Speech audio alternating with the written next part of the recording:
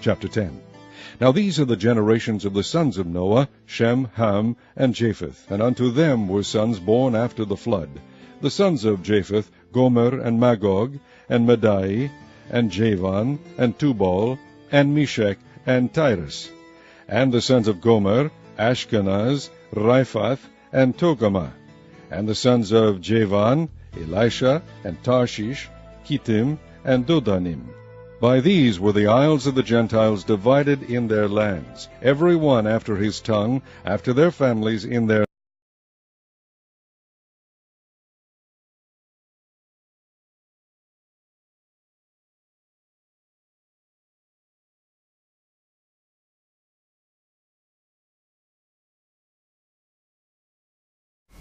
Hello and welcome to Whoever You Thought You Were, You're a Jew, the TV show that teaches the ignored truths of history.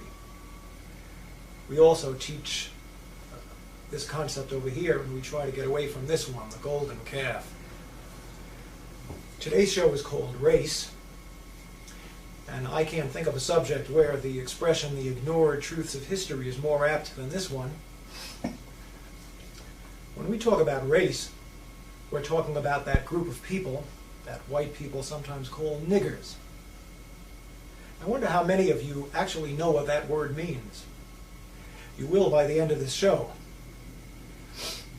Now, if I were to tell you that blacks once had a great culture which exceeded the culture of whites, you'd probably find that pretty incredible.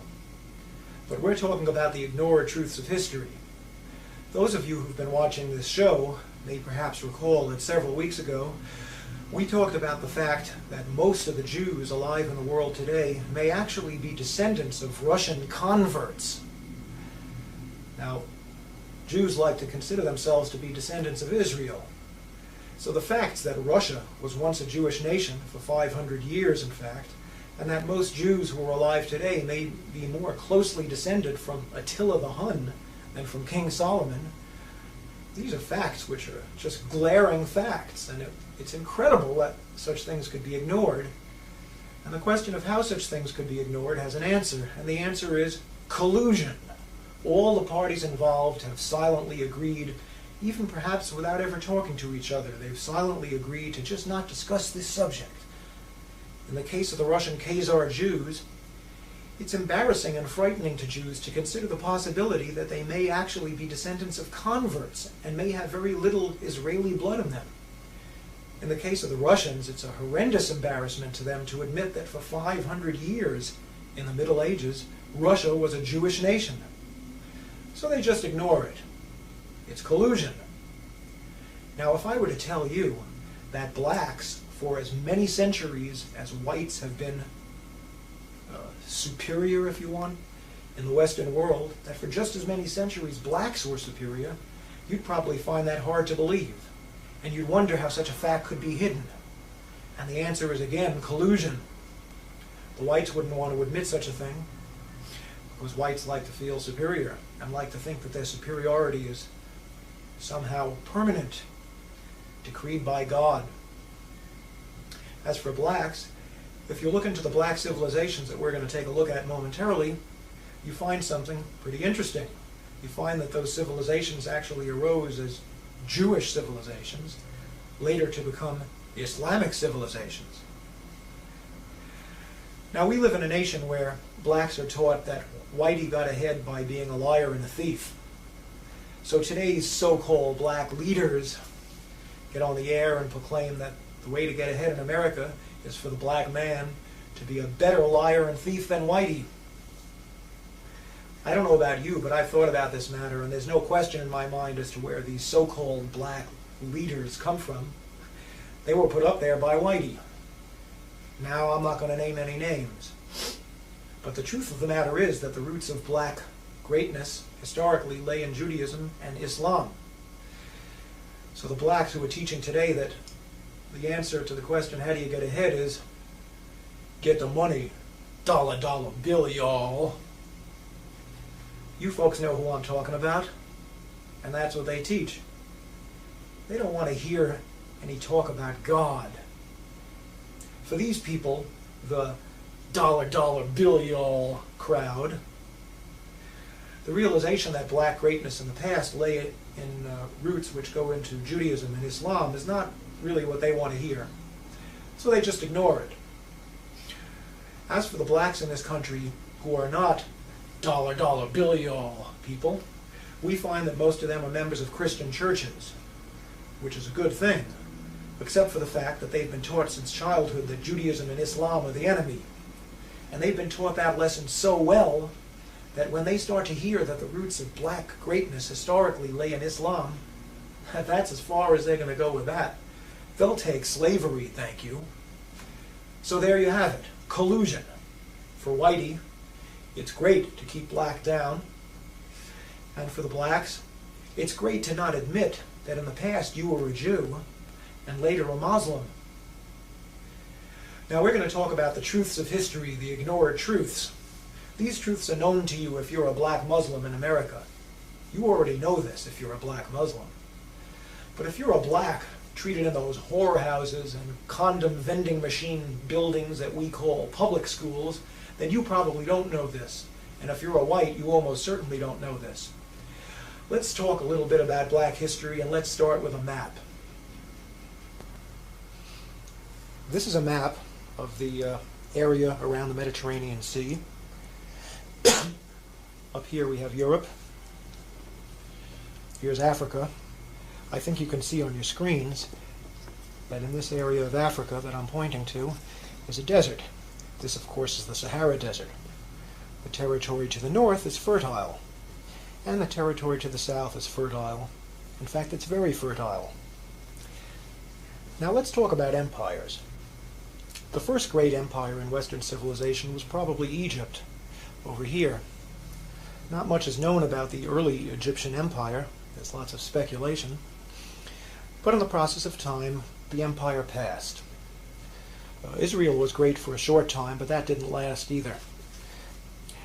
Now, I don't have to tell you that a great empire arose in Greece.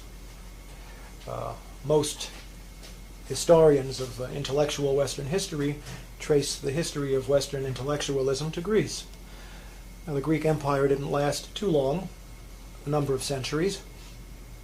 One could reasonably ask why Greece became so great and why it was unable to hold on to its greatness. One could write whole books on that subject, and I'm sure that lots of such books have been written. But the fact of the matter is that for whatever reason, the Greek Empire rose, the Greek Empire fell. Subsequently, Western civilization moved over here to Italy. That's, of course, what we now call the Roman Empire. The Roman Empire at its peak stretched from Spain all the way around the Mediterranean, encompassing Arabia and parts of northern Africa. The Roman Empire lasted longer than just about any other, better part of 1,000 years. But in the process of time, Rome passed as well. There was a Persian Empire, which had its roots over here in Persia, actually over here, Iran. The Persian Empire at its peak stretched from Egypt, encompassing most of the Middle East, just about up to Greece. And the Persian Empire passed as well. The end of the Persian Empire came, I guess around the year 640 or so, when the armies of Muhammad began to conquer the Middle East, a process which was completed with lightning rapidity. So the next great empire was the Empire of Islam, an empire which, in many respects, has not ended to this day. It arose in Saudi Arabia, immediately conquered the entire Middle East, conquered Persia. The Persian Empire was Zoroastrian in religion. They got rid of that, replaced it with Islam. They tried desperately to get into Europe at this end and failed, but what they did do was they came across North Africa, and North Africa fell to the Muslims. It fell quickly, so that by the year 710, they were over here at the Straits of Gibraltar. That was only, about 60 years after the death of Muhammad. It took them only 60 years to conquer the entire Middle East and get over to this point right here. This puts us at the year 710 AD. Now in the year 710 AD, a fellow by this name, let's get him to stand up a little better, Tariq Tariq ibn Ziyad means Tariq, the son of Ziyad. Tariq was, I believe, a Moroccan. This is Morocco over here. In other words, he was a Moor, a man from Morocco. This whole North African empire, Islamic empire, came to be called the Moors, or in Shakespeare, the Blackamoors. Sounds like we had some black people there, huh? Tariq took the armies of Islam across the Straits of Gibraltar and landed on the Rock in the year 710 AD. You'll never guess what he did next. He burned the boats. He'd made up his mind that if his armies of Islam could not conquer Spain, they weren't going home. So he burned the damn boats, and that left them facing one way, which was straight forward. And in the year 710, they swept across the Iberian Peninsula, and they took the land that we now call Spain for Islam. For just about 800 years, until precisely the year 1492, the year Columbus sailed for America. For almost 800 years, Spain was a Muslim country. The army stopped at the Pyrenees Mountains because they couldn't beat the French. In honor of his conquest, they called what is now called the Rock of Gibraltar Jabal al-Tariq, which means the Mountain of Tariq. And the British, in their inimitable way, turned Jabal al-Tariq into Gibraltar. We now had an African Muslim empire which stretched from the Pyrenees Mountains, encompassing all of Spain, Morocco, and the whole north coast of Africa, right up to Egypt, and the area south into the Sahara Desert, as far as any man cared to stake a claim. This northern African empire, which was eventually headquartered in Spain, went under three names, and here they are. All the same empire, really, but three different names.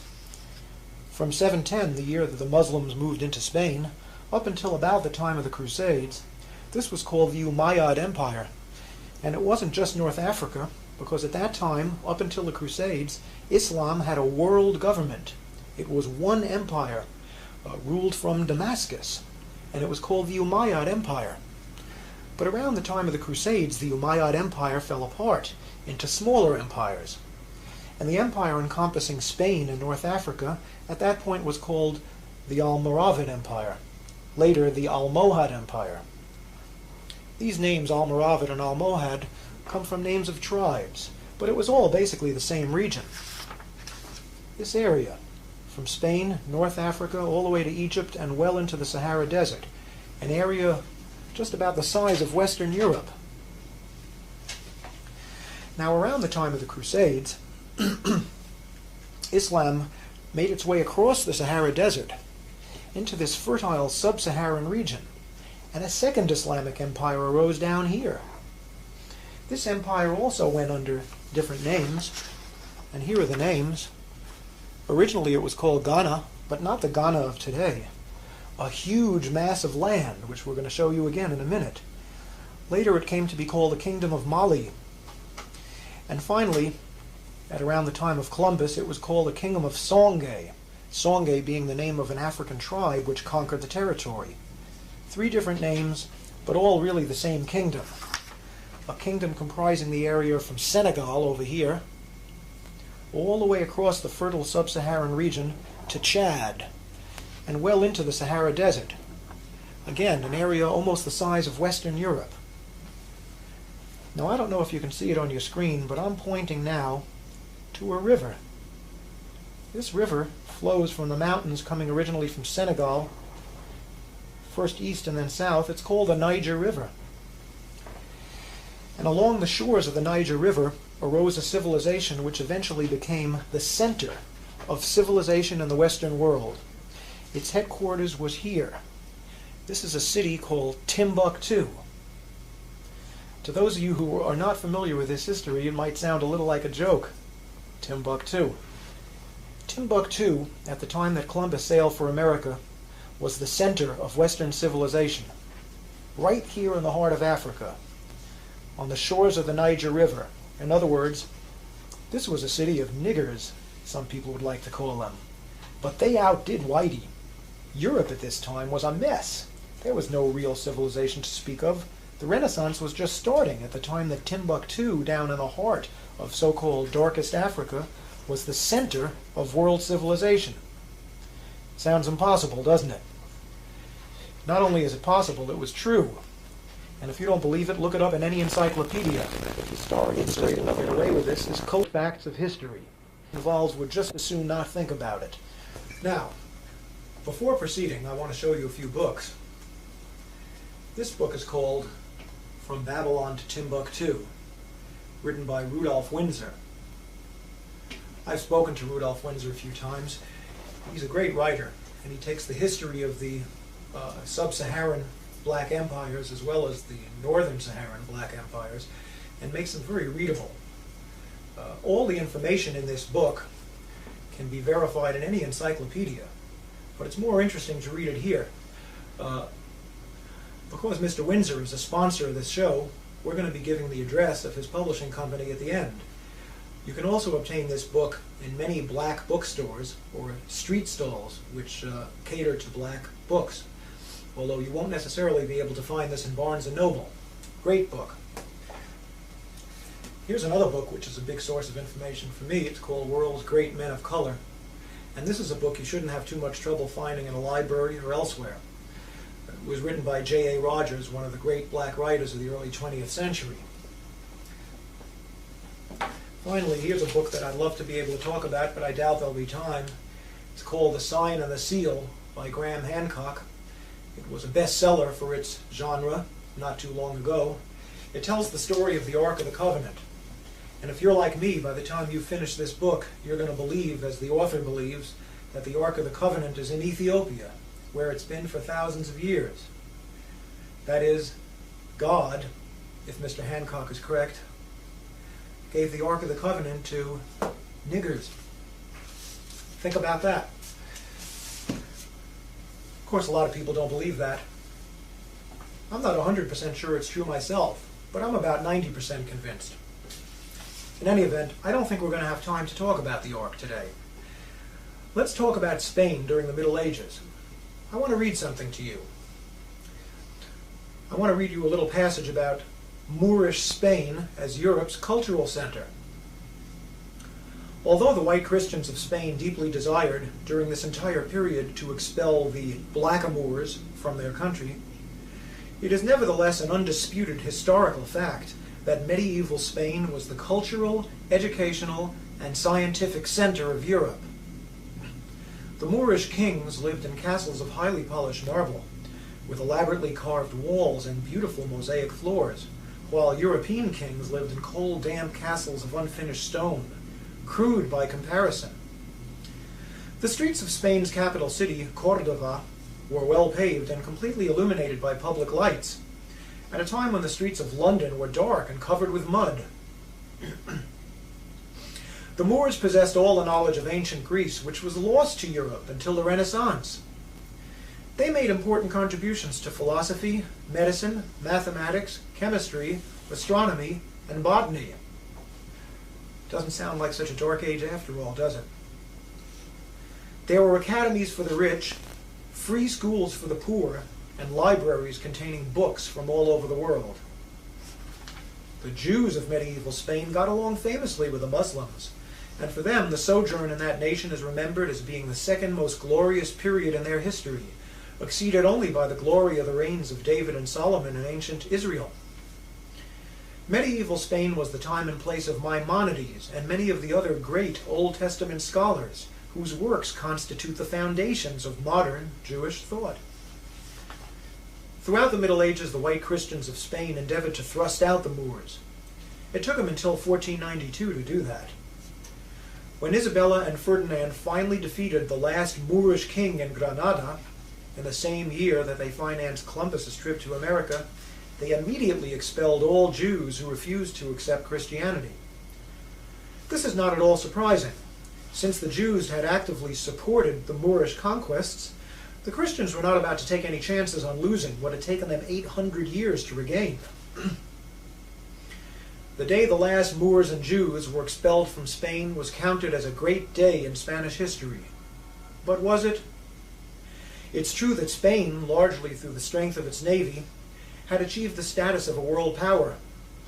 But in less than a century, the Spanish Armada was defeated by England, and the nation went into a great decline. Now we're going to ask a very important question. During the Middle Ages, were Spain's Muslim rulers really black? It's almost inevitable that white people who have never been taught black history will ask this question. Were they really black? After all, Moors are kind of Arabic. They're not really Negro, are they? And the answer to the question is that there was more than one race involved. Again, as I told you before, in the beginning there was the Umayyad dynasty, and they were mainly Arabic, although there were some blacks there. But by about the time of the Crusades, the Umayyad dynasty became soft and complacent, and the forces of Christianity were rising up in Spain and threatening to overthrow Islam. A second dynasty of kings arose called the Almoravids. They came out of Senegal, which is right in the middle of Africa. That's about as black as you can get. They conquered Spain, and they were the rulers from then until the end. Centuries. There's no question that Spain was ruled by blacks, at least during the latter part of the Middle Ages. The third dynasty, the Almohads, was also a mixed dynasty. The greatest of the Almohad kings was a fellow who they called Al-Mansur, which means the Invincible. His actual name was Yaqub ibn Yusuf, which means Jacob, son of Joseph, almost like a Jewish name. Al-Mansur arose at a time when the Christian forces were really rearing up and threatening to expel Islam. The Christians put together a huge army of 300,000 men at a place called Alarcos. Al-Mansur called together all the forces of Islam from all across North Africa, all the way to Egypt, and put together an army which beat the Christians at Al-Alarcos in one of the greatest battles in history. Now, Al-Mansur was the son of a man who was described as being of mixed race, but his mother was a full-blooded Negro slave from Senegal or Timbuktu. That makes Al-Mansur at least 75% Negro. And that's about as colored as any black man walking the streets of America today. So the answer to the question is yes, Spain was ruled by blacks during the period when it was indisputably the cultural, scientific, and educational center of Europe. Believe it or not. Now the slightly out of focus map on the left-hand side of your screen shows the approximate boundaries of the medieval Great Black Sub-Saharan Kingdom, known variously as Ghana, and then Mali, and later Songhai, all the same kingdom, a rather large kingdom.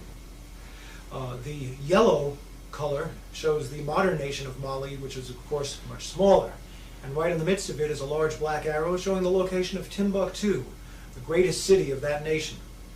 I'd like to read you something about Timbuktu. This kingdom was originally called the Kingdom of Ghana. From about 300 AD up to the time of the Crusades, Ghana was a Jewish nation. This has been documented by the writings of one Eldad the Danite, whose works constitute the main historical source of information for this time or place. So this was a Jewish kingdom. Did you know that there were Jewish kingdoms in Africa? After North Africa was converted to Islam, an immensely lucrative trade developed between Ghana and the Islamic states to the north. In other words, the empire that was centered in Spain, which we talked about.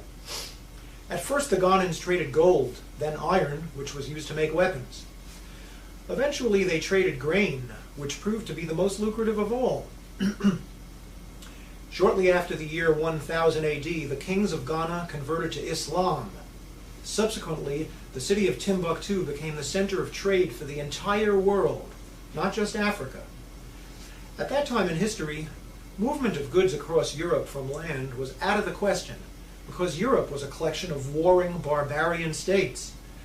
So all goods from the east, and that means all goods period, because there weren't nothing being made in the west at that time, all goods from the east were brought to Egypt, where they were loaded onto caravans. The caravan routes all converged at Timbuktu, which, by the 15th century, had become one of the wealthiest cities in the world. From Timbuktu, the goods were transported 1,000 miles to the Atlantic coast, from where they were loaded onto ships bound for Europe. In the 14th century, the University of Sankore was founded at Timbuktu, and this city began to become one of the world's leading centers of academic learning. Ghana, which by then was known as Songhai, came to be known as the Mecca of the Sudan. By the year 1500, this empire in the heart of so-called darkest Africa had become the center of the Islamic world, at a time when the Renaissance in Europe had barely begun. The students of Timbuktu were sent out to the great Muslim universities of Spain, North Africa, and Asia, and the learned men of all races and nationalities were paid handsomely to come into Timbuktu to teach. The commodity which came to be the most profitable object of trade in Timbuktu was not gold or silver or grain, but books. It has been written that there were more books in the library of the University of Sankore than in all the libraries of Europe combined. It is also said that the entire body of male free citizens was literate. Leadership and authority were in hands of the learned scholars of the city. There was a legendary 14th century Muslim traveler named Ibn Battuta. He's kind of like the Marco Polo of the Arab world. And this is what Ibn Battuta had to say about Timbuktu, and I quote, "The inhabitants had a greater abhorrence of injustice than any other people. Neither the man who travels nor he who stays at home has anything to fear from robbers or men of violence." The driving force behind these developments was God and nothing else. Timbuktu arose as a Jewish empire and blossomed under the banners of Islam. There's no question about what the source of greatness was, not black skin color, but God. So maybe you're starting to understand what I mean when I say, whoever you thought you were, you're a Jew. We're out of time now. Please tune in next week when we're going to talk about the relationship between God and enlightenment. Are there two different ultimate realities, or are these two the same? Or maybe they're both wrong. If you want to know the answer to the question, tune in next week and find out. Thank you, and goodbye.